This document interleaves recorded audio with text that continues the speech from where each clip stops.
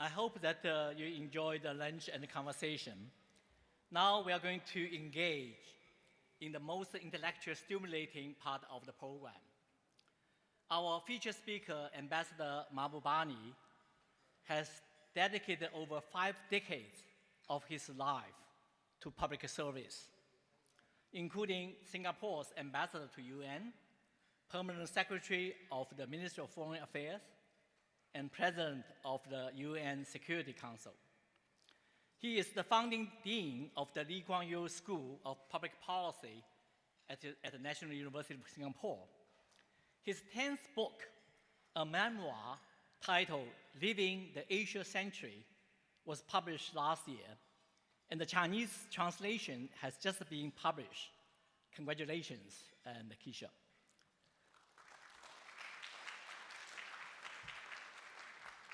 One of the most important contributions of Kishore's academic and diplomatic career is his prediction and perception of a declining West, a rising East, 东升西降, which is the thesis of his presentation today. Kishore made this provocative assessment not a year ago, not a decade ago, but a quarter century ago. This earned him the reputation of being an undiplomatic diplomat. I should confess that Professor Daniel Bell and I largely share the same view as Kishore. This view was once very controversial, and perhaps has remained so in some corners in the world, including within some circles in China. I can imagine our media friends, there's a couple of tables with media friends here, will have bylines tomorrow stating something like Kishore, Daniel, and Chen, a trial of a rising East. 东大三重奏或者东大三剑客, I don't know which one's better translation. As a matter of fact, politicians in the United States, both Republicans and the Democrats, seem to have increasingly accepted such a notion. President Donald Trump's MAGA movement is founded on the promise that America is in decline and that it has lost its greatness. Similarly, in his speech at the US Naval Academy in May, Vice President J.D. Vance stated bluntly, I quote, "The era of uncontested US dominance is over," end quote. For Democrats, to describe the erosion of American soft power under President Donald Trump as a decline would be an understatement. Europe, too, as Kishore will share with us, has been caught up in a horrible war and other unprecedented economic and social or societal challenges. But the story of the 21st century is not a simple narrative of decline and rise. It is rather a complex rebalancing, as Kishore argues. We should be keenly aware of the following key clarification as we discuss a decline West, a rising East. I just want to spend half a minute to list the 5 or 6 points. Number one, this is not an ideological binary like what happened in the Cold War. Number two, there's a correlation, but not a causation between these two trends. A declining West could be the result of self-harm, like how Trump has damaged Harvard University, among many other things. Number three, the East does not refer to China only. Kishore once used the term CIA countries, namely China, India, and ASEAN, to refer to the East. 30 years ago, the middle class in this region hardly exists, but now the middle class in CIA countries account for 40% of global middle class. Number four, decline or rise are relative terms. The United States remains the most powerful country in military, technology, and also finance in the present day world, although all have relatively declined. And number 5, while it is not easy to reverse the trends, the time frame for this rise and fall is unfixed. Today's talk by Kishore and his fireside chat with my wonderful colleague Daniel Bill will take us on a journey through these geopolitical, economic, and cultural shifts. Daniel is the chair of the political series with the Faculty of Law at Hong Kong U and the world's leading scholar on Confucianism and the Chinese meritocracy. He is also the only Westerner served as a dean in public policy school back in China at Shandong University. All three of us believe we must approach this moment in history with open minds, empathy, humility, humanity, and the willingness to search for a new balance. Today's event is on the record. Please prepare questions for our Q&A from the floor following the fireside chat. Ladies and gentlemen, please join me in welcoming Ambassador Kishore Mahbubani, my favorite Ma, to share with us his new insights amid today's rapid global transformation. Please, Kishore.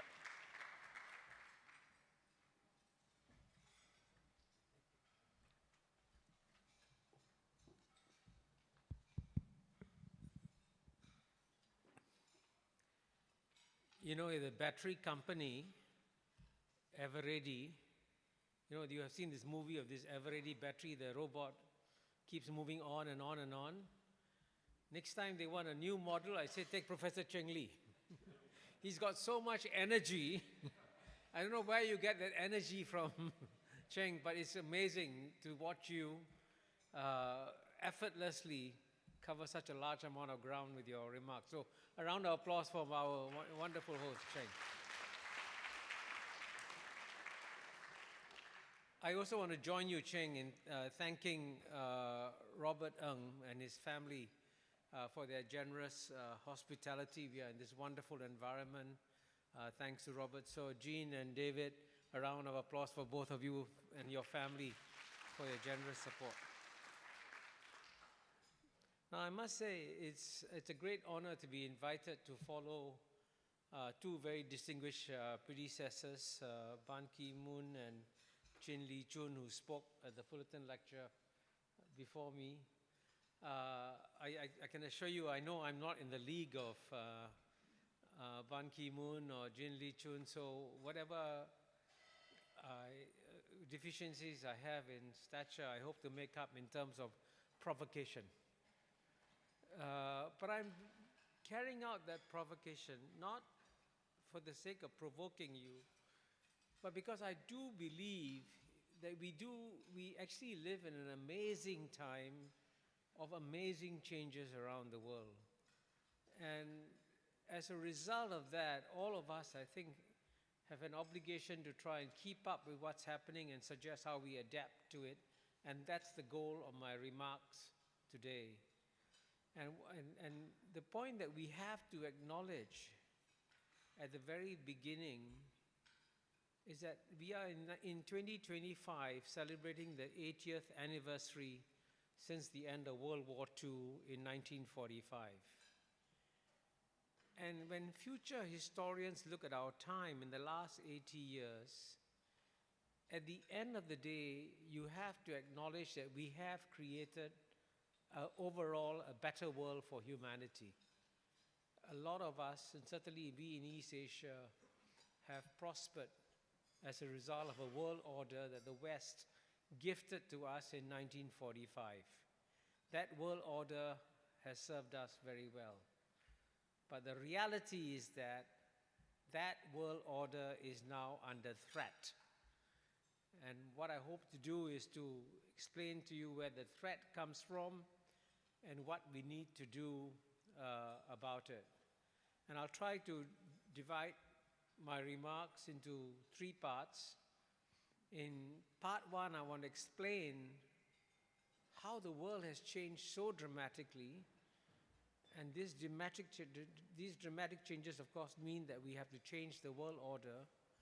And then in part 2, I'll explain where the resistance to this change is coming from. And then in part 3, hopefully suggest why it would be wiser for those who are resisting this change to avoid doing so. So let me begin with part 1 and to talk just to illustrate to you with a few statistics of how much the world has changed fundamentally, especially in terms of the shift of power, as Cheng was saying in his remarks earlier, the shift of power from the west to the east. Now I give you 3 examples to illustrate how dramatic the shift of power has been. First, I'll compare the European Union with China. In 1980, 45 years ago, the combined economy of the EU was 10 times larger than China. 10 times. Today, EU and China are about the same size. By 2050, EU will be half the size of China. I want to emphasize one point. This kind of massive structural shift in one human lifetime of 70 years, where the European Union goes from being 10 times larger to becoming half the size in 70 years, these kinds of structural shifts don't happen very often. And because they are happening now, the pressure for change becomes very real. But let me give you 2 other examples.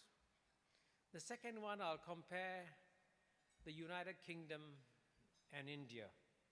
And this is a good comparison to make. Just remember, 100 years ago, quite remarkably, 100 years ago, 100,000 Englishmen could effortlessly rule over 300 million Indians. I mean, looking back now, it's quite stunning that that happened. I mean, just imagine today the British Prime Minister sending 100,000 Englishmen to run India today. They'd be massacred, right? But that happened 100 years ago. But I can tell you, even as recently as 1990, 35 years ago, the British GDP was still 4 times larger than that of India, right? But last year, India surpassed the British to have a larger economy, and by 2050, India will be 4 times the size of the British, right? Look at that. In 1980, the British were 4 times bigger than India. By 2050, India will be 4 times bigger than UK. A major fundamental shift. And let me give you a 3rd example, because everyone knows the China story, everyone knows the India story. I'm glad you mentioned ASEAN, Cheng. But ASEAN has also done remarkably well. As recently as 2000, Germany, which is the industrial powerhouse of Europe, was 3 times bigger than ASEAN. By last year or this year, Germany and ASEAN are about the same size. And by 2050, Germany will be half the size of ASEAN. Again, in barely 50 years, Germany goes from being 3 times bigger to becoming half the size of ASEAN.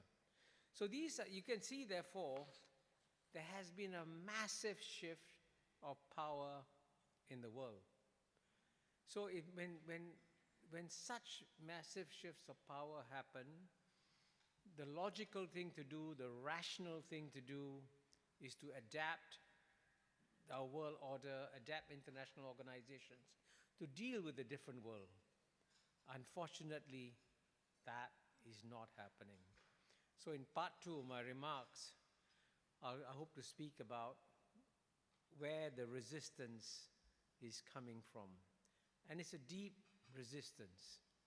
Now, I'm going to speak about the West, broadly speaking, but you'll be surprised that I'm going to give a bit more emphasis on the European Union rather than the United States, because overall, one of the remarkable things about the United States is that it has basically kept the size of its GNP in the world relatively constant, which is, I must say, quite an amazing achievement by the United States. Around 2000, it was 25% of the world's GNP today is still around 25% of the world's GDP. So the United States has been changing, adapting, growing in its own, as you know, unusual ways. And everyone thinks that when you talk about the world order, you must talk about the threats posed by President Donald Trump and his tariffs and so on and so forth. And of course, all those things are disrupting the world. But at the end of the day, it's the structural adjustments that have to be made that are more important than the temporary tariffs that you see problem. You can get very distracted by the issue of Trump and tariffs, but by so doing, you're not paying attention to the deeper structural challenges that have to be dealt with. And here, in terms of structural changes, since power has shifted away from Europe very clearly, it's Europe's resistance to change in international organizations that has become, in some ways, the biggest problem in terms of adapting to a new world. And just to give you, let me illustrate that point with two examples. The first is, of course, in theory, the world's most powerful international economic organization, which is the IMF. And it's interesting that if you go to the IMF website, and my research assistants found this, and this is what the IMF website says. In the IMF's own fact sheet on how it makes decisions, it claims that, quote, voting power and decision-making at the IMF reflect its member countries' relative economic position. Let me repeat that. This is what the IMF says. Voting power and decision-making at the IMF reflect its member countries' relative economic position. And then it goes on to say the IMF works to ensure that its governance structure keeps pace with changes in the world economy, including the larger role that emerging market and developing countries now have, unquote. So it's very clear that the IMF honestly admits that voting structure must reflect the new economic balance of power in the world. Now, I already told you that the EU and China's share today of global GNP is about the same, at 17%. And therefore, the IMF voting share of the EU should be 17%, and the IMF voting share of China should be 17%. Guess what the numbers are? The Europe share of IMF voting structure is 26% instead of 17%, and China's share is 6% instead of 17%. So even though the IMF website says clearly voting shares reflect a country's share of global economic power, that's not shown. And the reason why the change doesn't happen is because the European countries have done a brilliant job of fighting this incredible resistance, creating this incredible resistance to change in very artful little ways of ensuring that the voting shares don't keep up with the new order. And so that's one example of resistance to change. Now, if the IMF is the, incidentally, I'm not the only person who says this. I came across a quote recently by a Brazilian economist, Paulo Batista Jr., who's, by the way, a former executive director at the IMF. And in a recent report, he said, quote, European resistance to reform is a long-standing, intractable problem at the root of a large part of the IMF's increasingly legitimacy problems. Europe makes at most partial or even only verbal concessions on these matters. So this European resistance to change has been noted and documented by lots of other people too. Now, the second example I was going to give, I was going to say, if the IMF is the most powerful international economic organization, the most powerful international political organization by far is the UN Security Council. The UN Security Council is the only international body that has the power to make decisions that are binding and mandatory on all member states of the UN. So in a sense, that's where the real power is. And for those of you who have been familiar with my writings on the UN, you know that I've also discussed the UN Security Council at great length. And in theory, the UN Security Council has got 15 members, the 5 permanent member states, P5 of US, Russia, China, UK, France, and the 10 other elected members. But I can tell you that after Singapore spent 2 years in the UN Security Council, and I was the Singapore ambassador to the UN, when I left the UN Security Council, I came to the conclusion that the UN Security Council has got 5 members and 10 observers. And the 10 observers were treated, and by the way, one of the French ambassadors was very honest about it. When Singapore tried to propose some changes in the working methods of the UN Security Council to try and improve the Security Council, the French ambassador said, "Why are these tourists trying to change the furniture in our living room?" Which is very honest, I must say. But that reality is that it's the 5 permanent members who run the UN Security Council. Now, what's interesting about this composition of these 5 permanent members is that in theory, the 5 permanent members are supposed to represent the great powers of the day. And there's no doubt in 1945, the 5 great powers of the day were United States, then Soviet Union, China, UK, and France. But this is 2025. And you've already seen how the British economy has shrunk, how the French economy has also shrunk relative to the rest of the world, but they still remain permanent members of the UN Security Council, resisting change. And this is a story I got to know very well because the UN actually set up something called the Open-Ended Working Group on UN Security Council reform in 1993, I think. And we are now in 2025. 32 years have gone by, nothing has changed. So someone said, let's change the name of the working group from Open-Ended Working Group on UN Security Council Reform to Never-Ending UN Security Group Reform. This is a serious suggestion. But I can tell you, incidentally, unless you've been in the trenches, and I have been actually in the trenches, fighting these issues of trying to reform international organizations, you have no idea how brilliant the Europeans are at fighting change. Brilliant. Because what they will say up front is that, of course, we are for change. Yes, we are for change.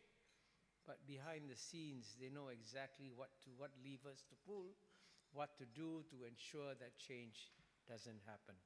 And so you have this rather crazy situation whereby, you know, like Europe, for example, as I mentioned earlier, now has 17% of the global GNP. But in terms of permanent membership seats, they have 40% because UK and France make up 2/5 of the 5 permanent members. And that's why I wrote an article in the Financial Times last year, and I'm actually genuinely surprised the Financial Times published it. It shows you how open-minded the Financial Times is. I said that, you know, clearly, I gave you the data already, how India's economy is now larger than the British. By 2050, it'll be 4 times bigger than the British. So the British, perhaps as a nice act of atonement for the colonization of India, should voluntarily give up their permanent membership seat to India. And that's actually, I'm glad you laugh because it sounds funny, but it is actually a serious suggestion. Because Britain today represents a country of the past. India represents a country of the future, and the past must give way to the future. And you know, some of you must have noticed in the recent column by Martin Wolf on the state of his own country, UK, I'll never forget the first line of his column. The first line of his column said, the UK has failing politics, a failed state, and a failing economy. Failing politics, a failed state, and a failing economy. So why are you clinging on to permanent membership? Why not give way? Right? That's the rational, logical thing to do. But sadly, it is not happening. So in the 5 minutes that I have left, I'm going to try and explain why we should work to persuade the Europeans that it's actually in Europe's interest to make way for other powers in many of these key international organizations. Because at the end of the day, the most important fact that the West should realize is that if you look at the world's population, there are 8 billion people in the world, only 12% live in the West. 88% live in the rest. And we are now, as everyone understands, we live in a small, interdependent, shrinking world, right? In fact, Kofi Annan very aptly compared it to a global village. Now, if you are living in a small, densely interconnected global village, and you're 12% of the population, it's in your interest as a minority to ensure that the village is well run, is stable, and not chaotic, right? So you want to have a village council that is functioning well. And what's interesting is that it is, at the end of the day, is the West, and certainly Europe, that taught the world that when you want to have village councils, the best village councils are the democratic village councils, where people vote. And so the village council must represent the village as a whole and not represent a minority. And this is, at the end of the day, the biggest paradox about our time. Because domestically, the Western countries preach the virtues of democracy, you know, stunningly. Democracy is the best way of running a society. But when it comes to the global village, please don't speak about democracy. Don't ask for any allocation of power on the basis of our share of global population. We want to keep our privileged seats. And that's, you can see that contradiction there very clearly. And that contradiction also means that they're laying the seeds for trouble that is coming.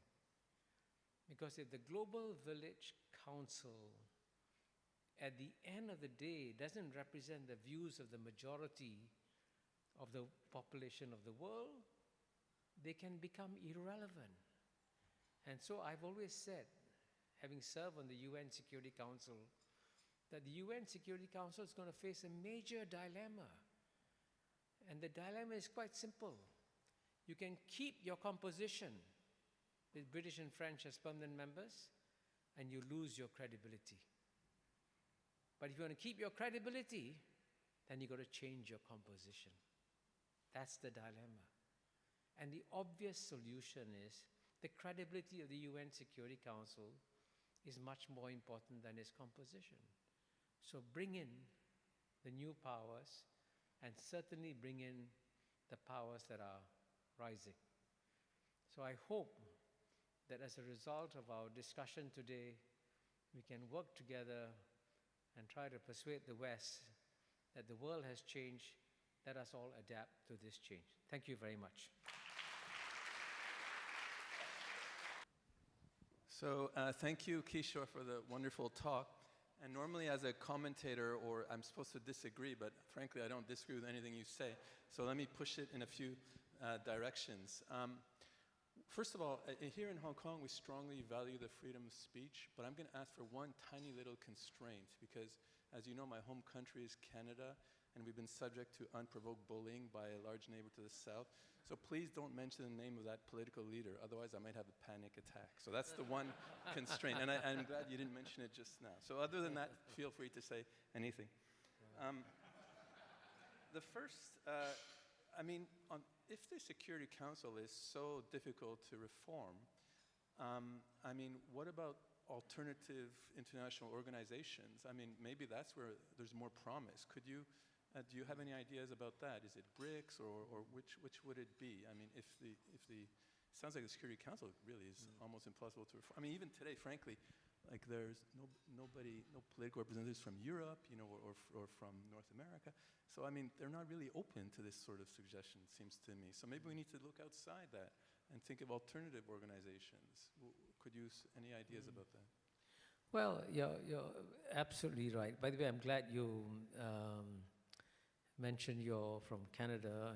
I should add I'm an honorary Canadian since I got my master's degree from Dalhousie, and I also spent 10 years serving as a non-resident High Commissioner of Singapore to Canada. So I've discovered, by the way, that I'm sure many of you know that Canada is one of the nicest countries in the world. And suddenly Canada discovers that being nice to your neighbor for 50, 60 years means nothing. And in some ways, I'm glad you raised that issue, because there's one point I didn't emphasize at the beginning of my remarks, which is that geopolitics is the most cruel game in the world. And we are today, in terms of geopolitical shifts of power, experiencing far more geopolitical shifts of power, and I give you some example, than any other time. And it's very important, therefore, for countries, even nice countries like Canada, have got to understand that being nice is not enough. That you got to learn to be very geopolitically shrewd and cunning and Machiavellian if you're going to survive in this world. And I would say in terms of our world order, you're absolutely right. It is very difficult to adapt the established top-level institutions, UN, IMF, and so on and so forth. There are other institutions that are rising in an ad hoc fashion. And clearly among these organizations, some are sunrise and some are sunset. So I give you the obvious example. Until recently, one of the most powerful organizations was the G7 countries, right? It was the United States and 6 other European members, plus the European Union. And at one time, when the leaders met, all the G7 leaders looked equally strong. Today, when you watch meetings of G7 leaders, it's like Snow White and the 7 Dwarfs. And I'm not even exaggerating. And one of the photographs that will go down as one of the defining moments of the 21st century is the photograph you saw recently of President Donald Trump in his White House, sitting at the desk. And all the European leaders were sitting in the sofa like children in front of their school teacher. That photograph was so damning. And this is the same Europe that says, we will not give up our seats. We are very powerful.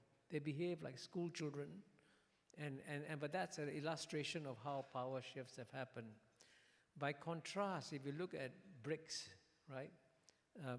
BRICS is Brazil, Russia, India, China, South Africa. That's clearly a sunrise organization, because a lot of countries are applying to join, right? It's interesting. No one is applying to join the G7, but with BRICS, everyone is rising. But that's an example of how power is also shifting. But there are also another important organization which I think right now is having a rough time, which is the G20. The G20 at the end of the day will become more significant in the decades to come. And the G20, as you know, was formed as a result of a global financial crisis. And initially, only the finance ministers used to meet. But after the 2008, 2009 financial crisis, even George W. Bush convened a meeting of the G20 leaders to try and deal with the global financial crisis. So that's an example of how there are various forms of adaptation taking place. But these forms of adaptation are not enough. So it's important, therefore, for especially the Asian countries to work harder to say that their voice must be represented much more strongly. Okay, great. One question, the two huge powers that could pose an alternative to a kind of West-centric order, obviously are China and India. And you know both countries very well, and you're sympathetic to both, which is kind of rare. And the ties seem to be improving now. What can they do further to improve ties, to form some sort of G2 again? Any suggestions along those lines? Well, I mean, the China-India relationship, I think you should all know, is very complicated. And right now, well, actually, until about 3-4 months ago, relations between China and India, they were not bad. They were very bad. I mean, they were not talking to each other, right? I mean, I'm sure you're all aware that after the clash that took place in Galwan in June 2020, China and India ties went in the nosedive. Fortunately, in the last few months, step by step, the ties have been improving, and I think it's likely that Prime Minister Modi is going to go to China for the Shanghai Cooperation Organization meeting, I think, at the end of this month, and that's a big deal. It's a really big deal that the Prime Minister of India is going back to China. But I think for the China-India relationship to improve, a lot more work needs to be done by both sides. And here I must say that if I had been giving this talk here, even 4 months ago, I would have been very pessimistic about China-India relations. But we must thank one gentleman for significantly improving China-India relations. And this is the gentleman, he said, whose name I should not mention. But I have to give credit where it's due. And President Donald Trump's decision to impose a 50% tariff on India is one of the biggest shocks that India has ever got in recent times. But more than that, you know, as you all are aware, India and Pakistan also had a military clash a month or two ago. And after the military clash, President Donald Trump invited the Chief of Army of Pakistan for a special White House lunch. And the Indians saw this as a slap in the face for them. And so there is now, even as we are speaking, a tremendous amount of evaluation going on in Delhi about where India's place in the world is. And yeah, we are now in the midst, so you're going to watch a kind of a transition that is happening. So on the China-India front, hopefully things will be much better by the end of this year. Great, thank you. So a few more minutes left, and then we open it to Q&A. One little question about Hong Kong, since we have many people here from Hong Kong. I mean, as you know, the one country, two systems, it pulls in opposite direction, or at least seemingly opposite direction. So my first question is, how can Hong Kong strengthen its commitment, its national identity, its commitment to China as a political identity without weakening the two systems? Any suggestions along those lines? Well, I think the one country, two system is actually a brilliant solution to the question of how you integrate Hong Kong into China. And I think that the important thing is that I believe China realizes that Hong Kong is a better asset to China if it actually keeps its differences rather than dissolving the differences and becoming just like any other Chinese town or city. And in fact, it's the differentiation is therefore becomes an asset to China. So if you can keep up your British, what they call common law traditions, which is what we have in Singapore also, and you keep that going and you keep up your modern business practices and everything, Hong Kong is therefore a bigger asset to China. But it's important, therefore, that the leaders of Hong Kong communicate that much more strongly, both domestically and internationally. Because I think that, frankly, and my sense is that at the end of the day, Beijing wants Hong Kong to succeed. Sure. And part of the reason why Beijing wants Hong Kong to succeed is because the United States doesn't want Hong Kong to succeed. I mean, it's a fact. I mean, I told you earlier on that geopolitics is a cruel business, right? In some ways, paradoxically, incidentally, because President Trump is one of the least ideological presidents of recent times, he, as you know, he doesn't pay much attention to issues like Hong Kong and Taiwan, but his predecessor did. And so, for that reason, if China sees that Hong Kong is under threat, it's in China's interest to see the success of Hong Kong. But one last point about people, and I've used this analogy before. In the US-China contest, Hong Kong is going to become a political football. And if you are going to be caught in a geopolitical game, the Hong Kong establishment must develop geopolitical instincts and understand the game that is being played, and then understand sometimes when to dodge, when the arrows are coming. Great. We're rapidly running out of time, so let me ask a few quick, more personal questions and also with quick answers, if you don't mind.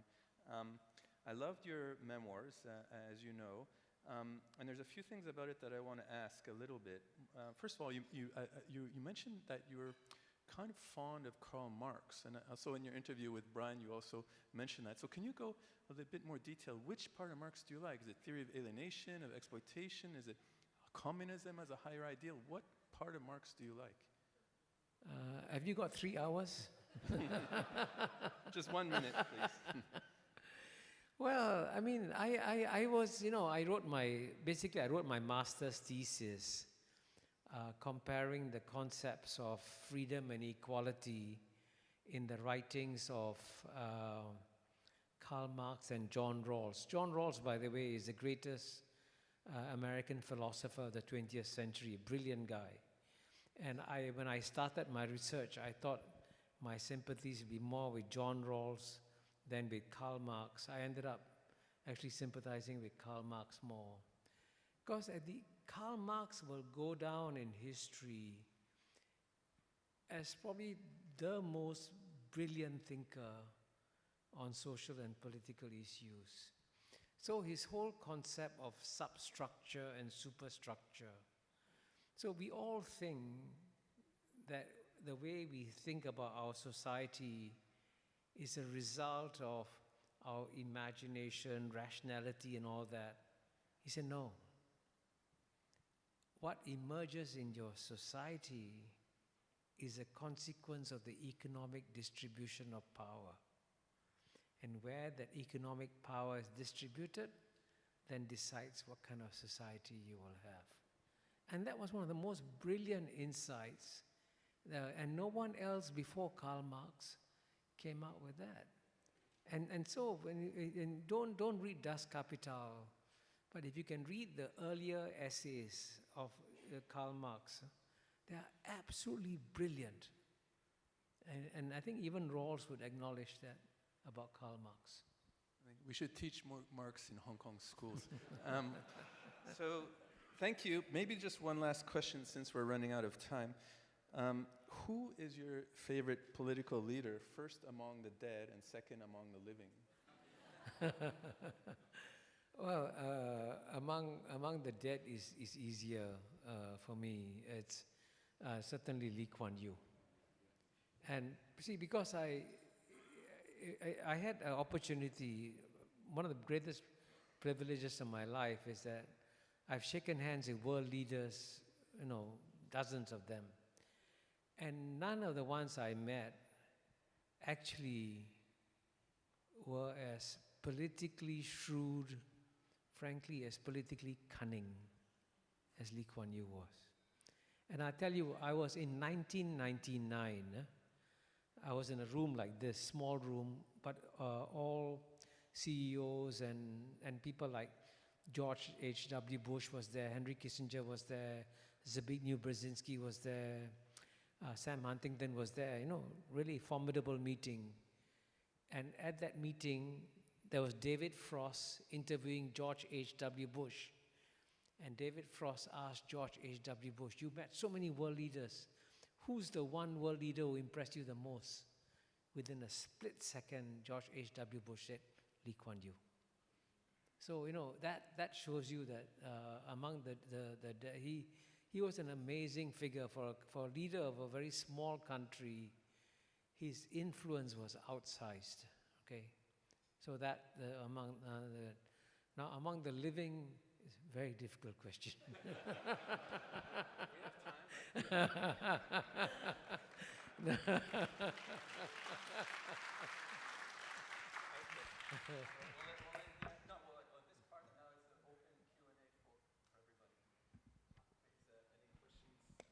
Or comments?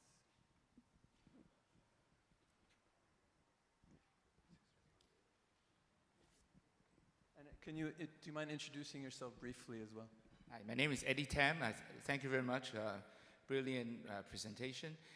I'm very happy also that India and China's relationship seems to be improving in the recent months. And you mentioned several times about the restructuring of the Security Council, but I think on record, if I'm not mistaken, actually the US, Russia, UK, and France are in support of India's rise to be accepted into the Security Council as permanent member. But I think on the record, actually China is the only one which stands in the way. Am I correct? I've just checked that there could be hints of China dropping their opposition. I hope that happens. But so that doesn't seem to jive with your explanation that it's UK which stands in the way and they don't want to give up the seat. Yeah, maybe they don't want to give up the seat, but they seem to support the inclusion of India. But whereas China, for now, I think does not. Well, my first response to you is, whenever countries say in public that they support India, be careful. Because it's often the countries that are supporting you that are the ones that are best at undermining you. And by the way, I've seen with my own eyes, okay? Countries that in public would say, of course, we support India's inclusion. But then what you do, the way you prevent reform is that you introduce what I call poison pill amendments. And when you put in a poison pill amendment, you ensure that nobody can accept it, and therefore there can be no reform, and therefore India cannot get in. There are ways and means of your real position is not what your public position is. And so I'm not sure for the record exactly what China's position is. I don't think China has opposed India's admission. But I don't know whether or not China has publicly supported also any countries. But I do believe that it is in China's national interests to see a different UN Security Council. And I would say, don't listen to what countries say, observe what is their national interests. And that will tell you what their real position will be. Incidentally, in my book, The Great Convergence, you'll find that I have proposed a 7-7-7 formula, 7 permanent members, 7 semi-permanent members, and 7 elected members. And the reason why I propose 7 semi-permanent members is because for every country that wants to get in, there's a neighbor that says, why not me? So India wants to get in, Pakistan says, why not me? Japan wants to get in, South Korea says, why not me? Brazil wants to get in, Argentina says, why not me? But the most brilliant ambassador to the UN, I remember, was the Italian ambassador, because in the 1990s, when everybody was pushing for Japan and Germany to become permanent members, the Italian ambassador got very upset. He says, why are you pushing only for Japan and Germany? We, Italy, we lost World War II also. That's a true story. Amazing. But I tell that story to tell you that the opposition to reform is very deep, very subterranean, very cunning. So don't pay attention to public statements. Watch what's going on underground. We had a question from Professor Brian Wong.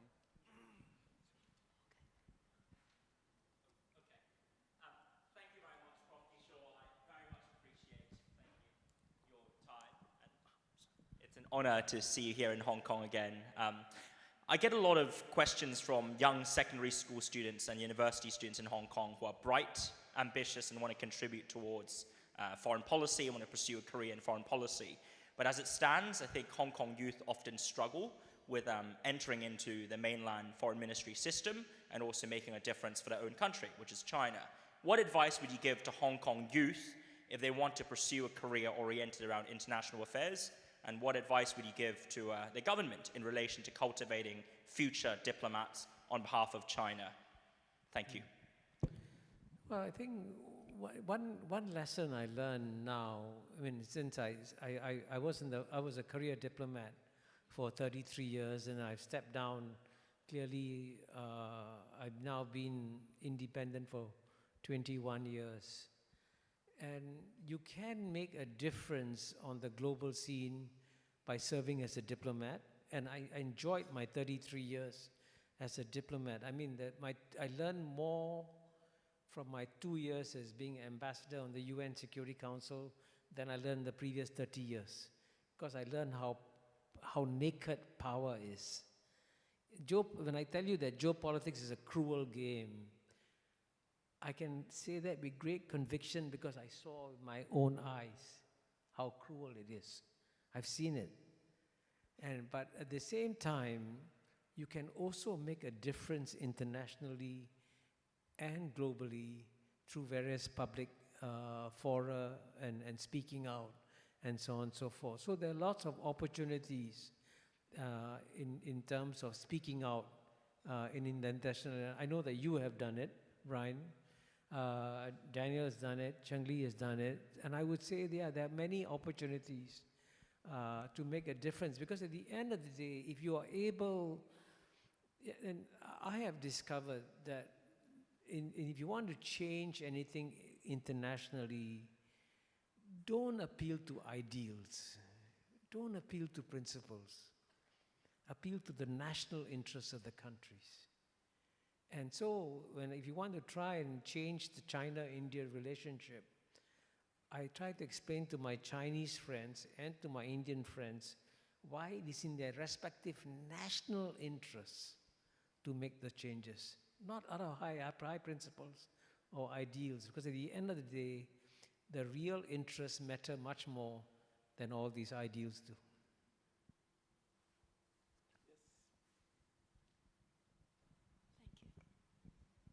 Li Cheng, if I might switch gear a little bit, just ask a question about global finance.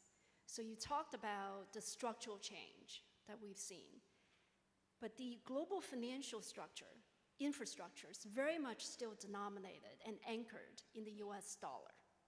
So global trade, access to finance, very much depend on access to dollar, including in places like Hong Kong.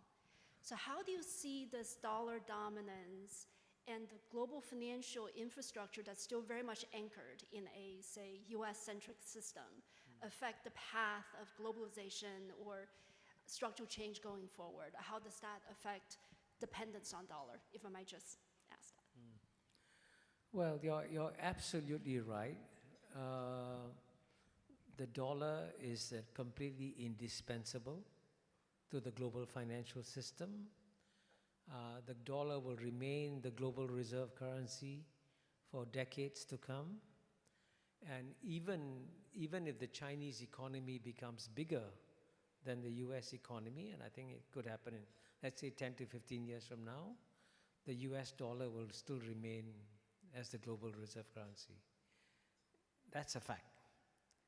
But at the same time, some of the recent actions that have been taken by the US, by the West, have led to countries questioning their reliance on the US dollar.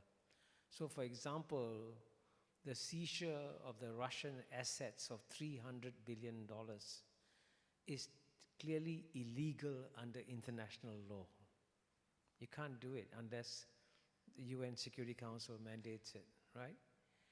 But that gesture has led to many countries saying, now we got to hedge our bets. We cannot put all our reserves in US dollars. So there's a progressive, very slow process of moving away from the US dollar in many years. And the other danger that the US dollar faces is that now right now, for example, when China exports cars to Argentina, it gets paid with dollars. Argentina exports beef to China, it gets paid with US dollars. Surely you can create a new mechanism using blockchain technology and all that to bypass the US dollar. That hasn't happened yet, but the pressure to look for alternatives has grown significantly. So I mean, I don't see any substitute for the US dollar in the near future, but the reliance on the US dollar will slowly drift down.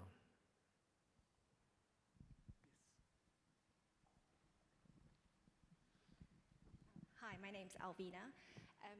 Historically, you'd see that a nation's naval power is extremely important to its country's power position in the world.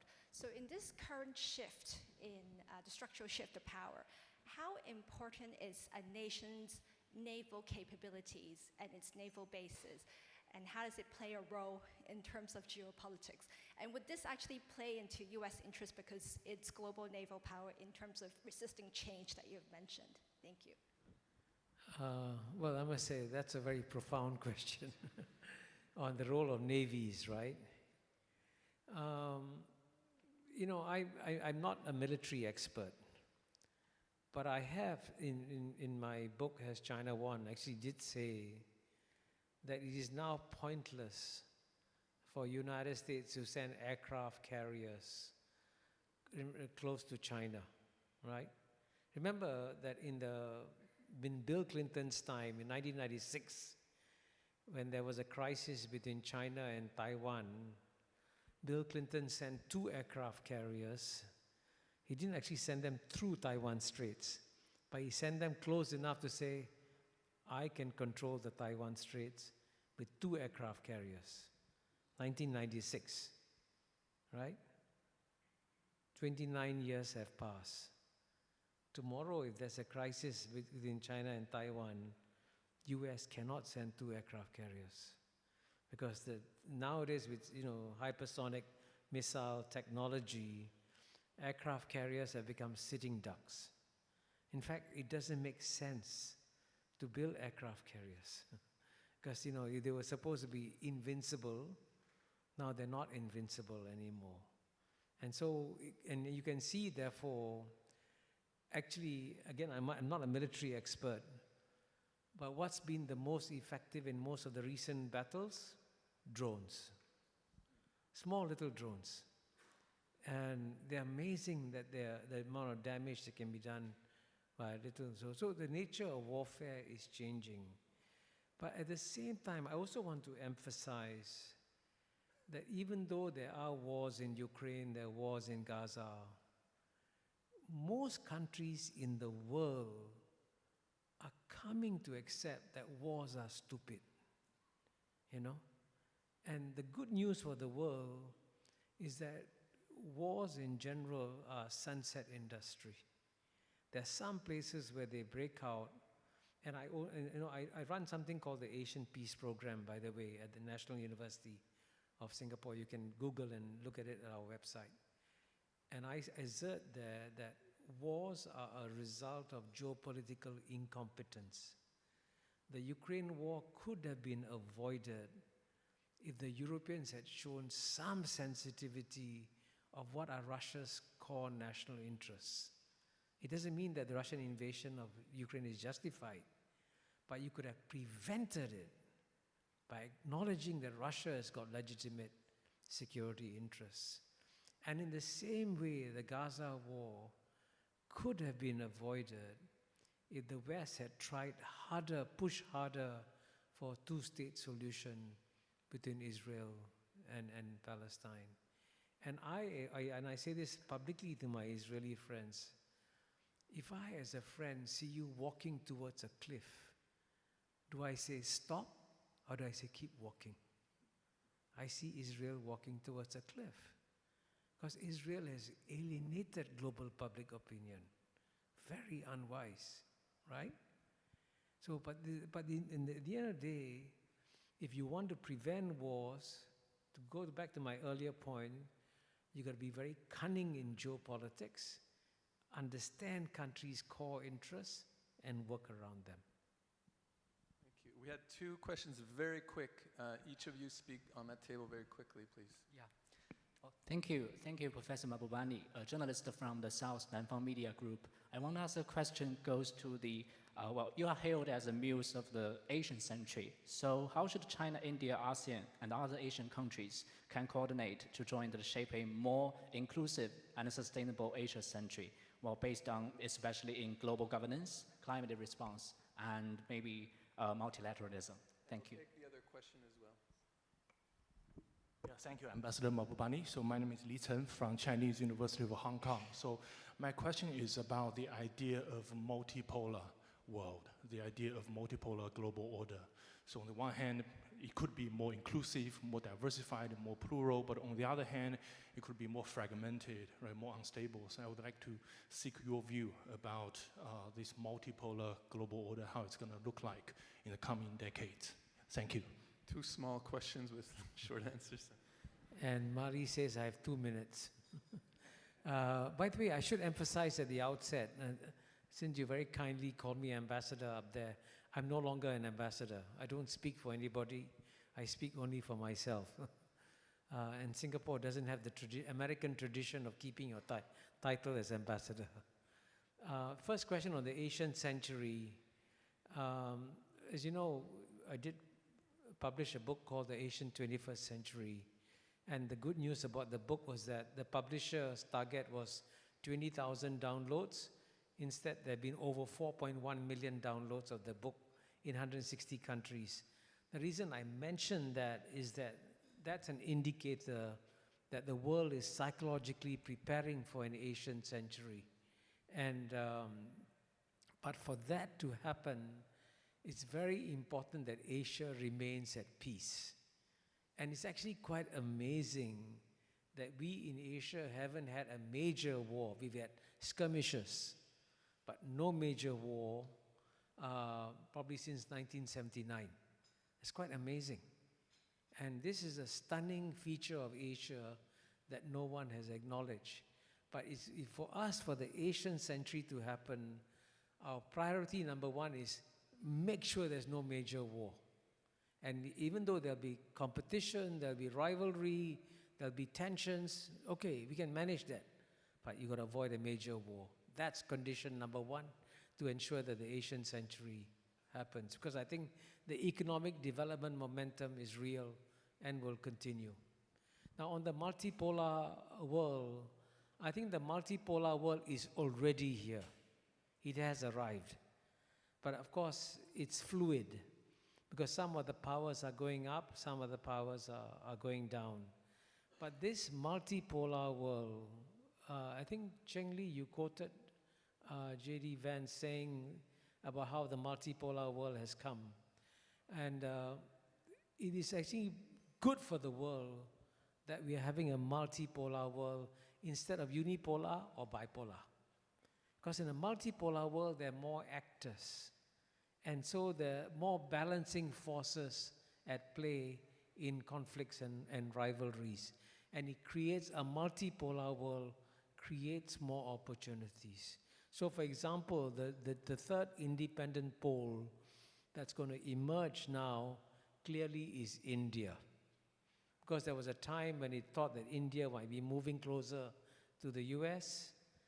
Thanks to President Donald Trump, that's not going to happen. And so India is going to move back towards playing a more independent role. And that creates options for countries. And so therefore, it's a very fluid, dynamic, changing world, but the result will be a multipolar world. Great. One very quick 30 seconds. What is your next project?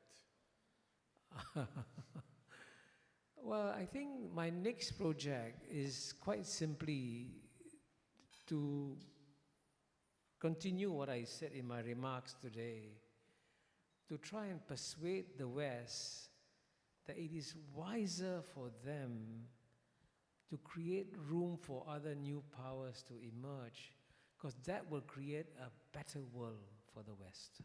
Okay, thank you. Yes.